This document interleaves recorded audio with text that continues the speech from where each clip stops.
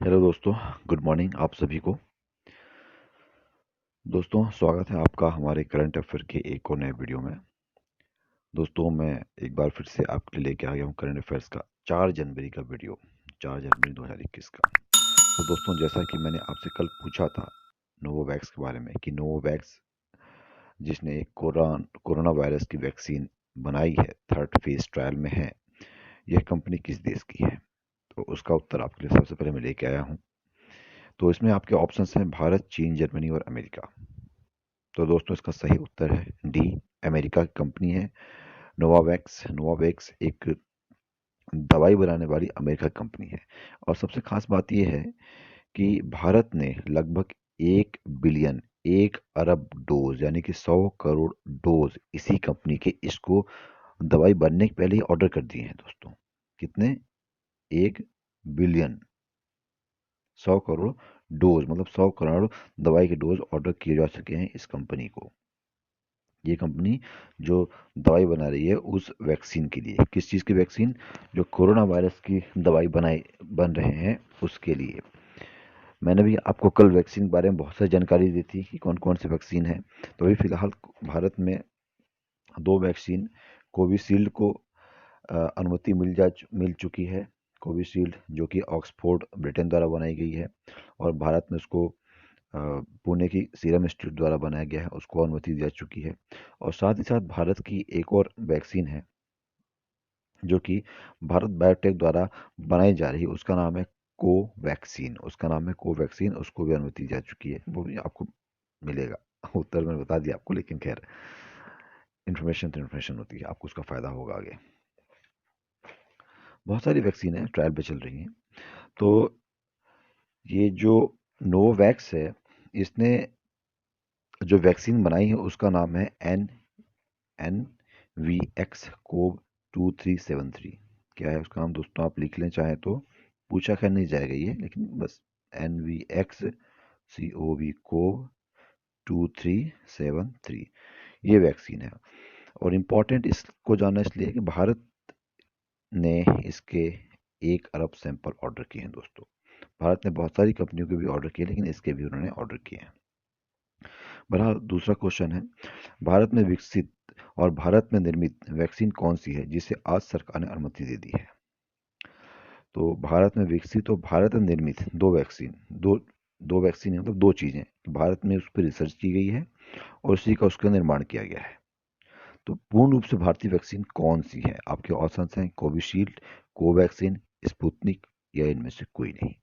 तो दोस्तों इसका सही उत्तर हमारा है बी वाला है, कोवैक्सीन। जैसा भी आपको ऊपर बताया था मैंने, कोवैक्सीन भारत की कंपनी भारत बायोटेक द्वारा इसको डेवलप किया गया, मतलब उसको पूरी रिसर्च भारत बायोटेक के द्वारा की गई है। और वो रिसर्च करने के बाद उसका अब निर्माण भी किया जा रहा है, वो भी थर्ड फेज में आ गई है। थर्ड फेज ट्रायल उसका हो रहा है उस वैक्सीन का। तो थर्ड फेज में वह पहुंच चुकी है। तो एक बात और ध्यान रखें, 2 वैक्सीन कोविशील्ड कहाँ की है?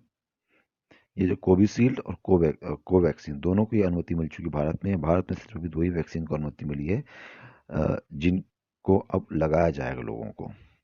बेसिकली सबसे पहले डॉक्टर्स को लगाया जाएगा जो फ्रंट लाइन वॉरियर है उनको। उसके बाद थर्ड है कोवैक्सीन का निर्माण भारत की किस कंपनी ने किया है दोस्तों। तो इसका आंसर आपको पता चल गया है, मैंने बता दिया पहले ही आपको कि भारत बायोटेक ने इसका निर्माण किया है कोवैक्सीन का।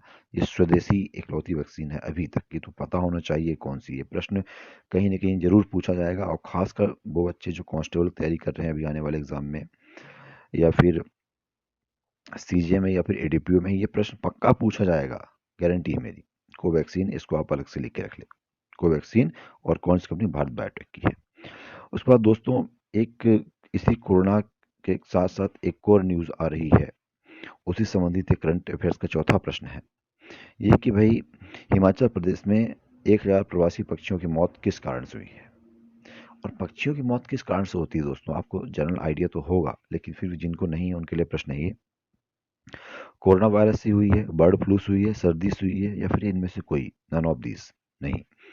तो दोस्तों इसका सही उत्तर है बी, बर्ड फ्लू से दोस्तों उनकी मौत हुई है।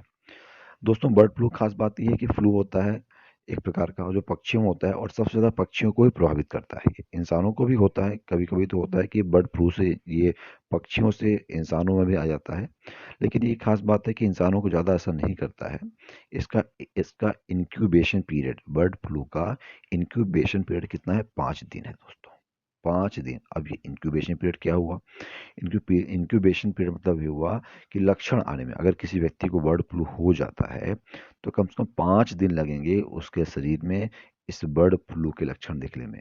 जैसे कोविड में कितना था? कम से कम 14 दिन में लक्षण दिखते थे, 10 से 14 दिन के बीच में लक्षण दिखते थे कोविड में। वहीं बर्ड फ्लू में 5 दिन में लक्षण दिखते हैं। तो अभी भी देखिए, इंदौर में भी कुछ कौवे मरे हैं, लगभग 100-200 कौवे डेथ हुई है इंदौर में भी।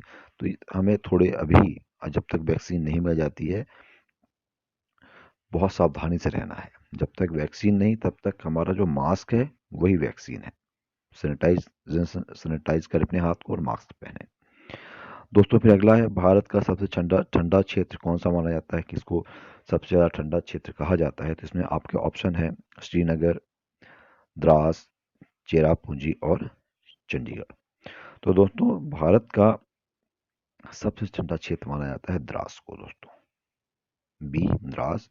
अब ये प्रश्न है कि द्रास कहाँ है? तो द्रास ये है JNK में दोस्तों, जम्मू एंड कश्मीर में है ये।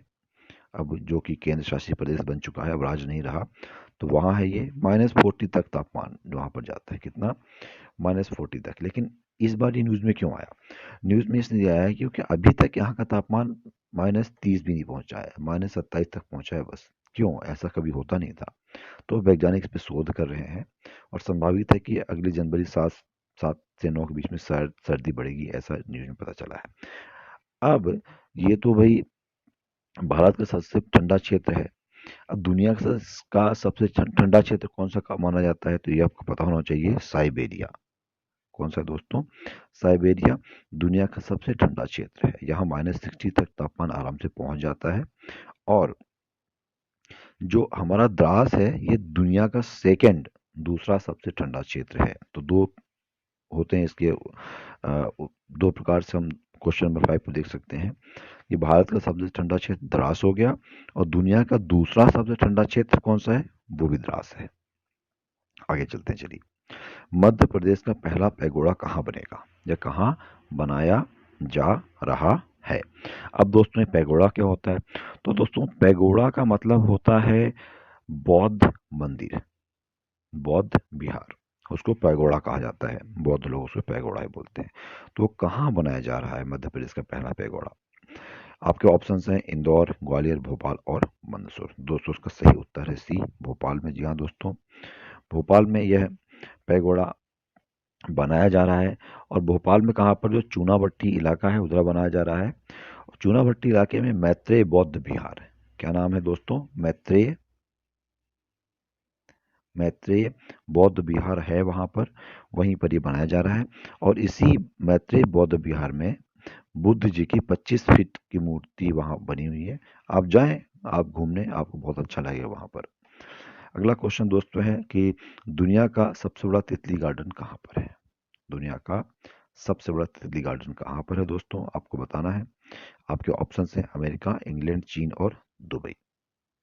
अमेरिका, इंग्लैंड, चीन और दुबई। तो दोस्तों इसका सही उत्तर है दुबई। जी हाँ दोस्तों, दुनिया का सबसे बड़ा तितली गार्डन दुबई में बना है। वहाँ लगभग एक साथ 15,000 15 के तितलियाँ रहती हैं। आप जाओगे तो आपके चारों तरफ आपको रंग बिरंगी बहुत ही सुंदर सुंदर बहुत सारी तितलियाँ तितलियाँ ही दिखेंगी। वो पूरा कवर्ड है, जाली लगी हुई, ताकि तितलियाँ वहाँ से भाग ना जाए, और उनका विशेष प्रकार से वहाँ ख्याल रखा जाता है। अब करंट अफेयर से एक और प्रश्न आ रहा है, टेस्ला। आजकल बहुत ज़्यादा न्यूज़ में है टेस्ला। भाई टेस्ला पहले कौन थे? एक बहुत बड़े वैज्ञानिक हुआ करते थे। अब टेस्ला फिर से न्यूज़ में है, तो क्यों है? हमें इस क्वेश्चन नंबर 8 से डिस्कस करेंगे। तो प्रश्न है टेस्ला क्या है? एक कार कंपनी है, एक हवाई जहाज है, एक होटल है, या पानी का लग्जरी जहाज है? तो दोस्तों इसका सही उत्तर है ए। जी हाँ, आपने सही गैस किया है, ए। इसका सही उत्तर एक कार कंपनी है। अब ये है कि भैया कार कंपनी कहाँ की कार कंपनी है ये? तो दोस्तों ये USA मतलब अमेरिका की एक बहुत बड़ी कार कंपनी है, और इसके ऑनर कौन है? इलोन मस्क है। इलोन मस्क इसके ऑनर हैं, इसके मालिक हैं। अभी अभी कुछ दिनों पहले इलोन मस्क जो है दुनिया के सबसे अमीरों की सूची में सेकंड पायदान पर आ गए हैं। ये दुनिया के दूसरे सबसे अमीर व्यक्ति बन गए हैं बिल गेट्स को पछाड़ते हुए। इनकी एक कंपनी है दोस्तों, स्पेस एक्स, ये भी आप ध्यान रखिए, अभी न्यूज़ में थी। स्पेस एक्स एक कंपनी है। ये क्या करती है दोस्तों? ये कंपनी जो स्पेस के जितने प्रोजेक्ट होते हैं उसका उसके ऊपर रिसर्च करती है। अब इनका सपना तो ये है कि मैं स्पेस में, अंतरिक्ष में सामान्य व्यक्तियों को भेजने के लिए एक जेट, एक हवाई जहाज या प्लेन डेवलप करना चाहते हैं ये। तो इनकी ये महत्वाकांक्षा लोगों को बहुत अच्छी लगी है और काफ़ी सक्सेसफुल भी हो रहे हैं धीरे धीरे। हो सकता है 5-10 साल बाद आपको इसका रिजल्ट देखने को मिलेगा। तो इस वजह से इसके जैसे ही इन्होंने कुछ इसमें रिसर्च किए, तो रिसर्च करने से इनकी कंपनी के शेयर बहुत बढ़ गए टेस्ला के, और ये दुनिया के दूसरे सबसे बड़े व्यक्ति बन गए। दोस्तों टेस्ला के बारे में एक और बात बता दूं कि जो टेस्ला जो कार कंपनी है सिर्फ कैसी कार बनाती है? इलेक्ट्रिक व्हीकल, ईवी बनाती है केवल। भारत में इसकी एंट्री हो चुकी है। अब टेस्ला कंपनियां जो है भारत में भी बिका करेंगी। हाँ, इसकी कंपनियां इस कंपनी की जो कारें हैं काफ़ी महंगी आती हैं, हालांकि 80-90 लाख से नीचे नहीं आती हैं इसकी, लेकिन अच्छी कारें। एक बार आप रिचार्ज कर लो तो 500-700 किलोमीटर चल जाती हैं। भविष्य की कारें हैं। फिर दोस्तों नवा क्वेश्चन, देश का चौथा और प्रदेश का पहला डायनासोर जीवाश्म पार्क कहाँ बनाया जा रहा है? आपके ऑप्शन है भोपाल, इंदौर, मांडू और विदिशा। दोस्तों इसका सही उत्तर है मांडू। जी हाँ दोस्तों, मांडू कहाँ, कौन सी डिस्ट्रिक्ट में आता है दोस्तों? मांडू धार में आता है। धार में देश का चौथा और मध्य प्रदेश का पहला डायनासोर जीवाश्म उद्यान बनाया जा रहा है। अ, आपको पता होना चाहिए कि 6.5 करोड़ साल पहले, आज से लगभग 6.5 करोड़ साल पहले डायनासोर पृथ्वी पर हुआ करते थे। लेकिन ये कहा जाता है कि बहुत बड़ा कोई उल्का पिंड 100-200 मीटर या 1 आध किलोमीटर आसपास के पृथ्वी से टकराया, जिस वजह से बहुत दिनों तक धुंध छा गई पूरी पृथ्वी पे। मौसम बहुत ठंडा हो गया और इस ठंडी में सारे डायनासोर मर गए। अभी उनके फॉसिल मिलते हैं, उनके जीवाश्म मिलते हैं, उन्हें जीवाश्म को इकट्ठा करके यह मांडू में पार्क बनाया जा रहा है। तो इनके पूरे इस 6.5 करोड़ साल के इतिहास को यहाँ पर दिखाया जाएगा। जब कभी आप मांडू जाएं तो इसको जरूर घूमें। 4 जनवरी 4 जनवरी को मुख्यमंत्री जी इसका इनॉग्रेशन कर रहे हैं, मतलब आज।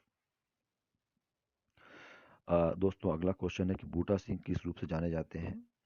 तो एक फिल्म कलाकार के रूप में जाने जाते हैं, एक क्रिकेटर के रूप में जाने जाते हैं, राजनेता के रूप में जाने जाते हैं, या फिर किसी प्रकार से, नन ऑफ दिस। तो दोस्तों इसका सही उत्तर है एक राजनेता के रूप में जाने जाते हैं ये। और दुख की बात यह है कि इनका कल ही इनके निधन हो गया, इनकी डेथ हो गई है। 86 ईयर ओल्ड के थे ये, कांग्रेस के नेता थे, और इनफैक्ट ये एक दलित नेता थे, और दलितों का भगवान के रूप में इनको जाना जाता था। बहुत ही पॉपुलर थे दलितों के बीच में। ये पंजाब से बिलोंग करते थे, पंजाब से संबंध रखते थे। 8 बार ये लोकसभा चुनाव भी जीते हैं। बहुत बड़े नेता थे कांग्रेस के। इनका निधन हो गया है, तो दुख की बात है। अब दोस्तों आपके लिए मैं लेके आया हूँ प्रश्न कल के लिए, कि कल आपका मुझे आपको उत्तर बताना है, कमेंट करके आप बताएं मुझे।